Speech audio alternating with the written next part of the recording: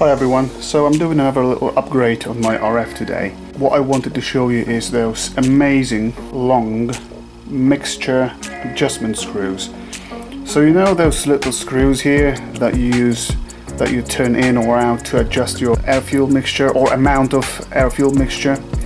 So if you want to adjust this on RF, unfortunately you've got to remove the carbs, which is a pain in the butt.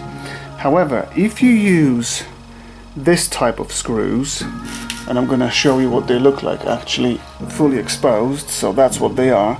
Look how long this adjustment knob is. So here's the deal. This is your standard screw. So look how short it is, and this is the Factory Pro accessory screw. After installation of that long screw, you can literally make adjustments by putting your hand here between the engine and the frame and reach that knob and make adjustments. Absolutely fantastic upgrade. They're not cheap, they're actually quite expensive, but you know what, for this convenience of not removing the carbs every time you want to readjust it, 100% worth it.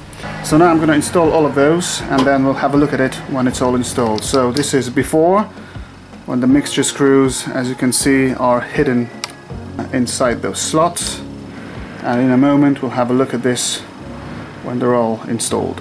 So just wanted to show you the difference. This is a standard mixture screw with its spring, little metal washer, and this brown O-ring on the right, and this is what the Factory Pro kit looks like. So you also get the spring, you also get the O-ring, and you also get your washer. And the sequence of installation of those elements is you've got the screw, then you put the spring, then on top of the spring you put the little washer, and then at the very bottom you put the O-ring.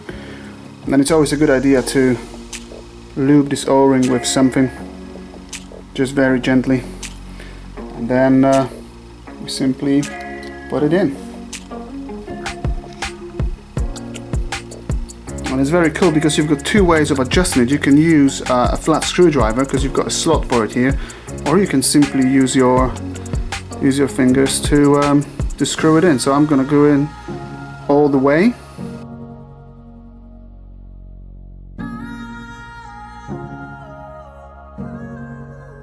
Yeah, that's it, I'm all the way in. And now it's 2 turns out. So it's half, that is 1, that is 1.5, and that is 2. And by the way, that is 2 turns out in my case because I've got a DynoJet kit installed, and that's what the instruction says. So for the stock bike this is going to be a different setting. It's probably about 1.5 or maybe even less.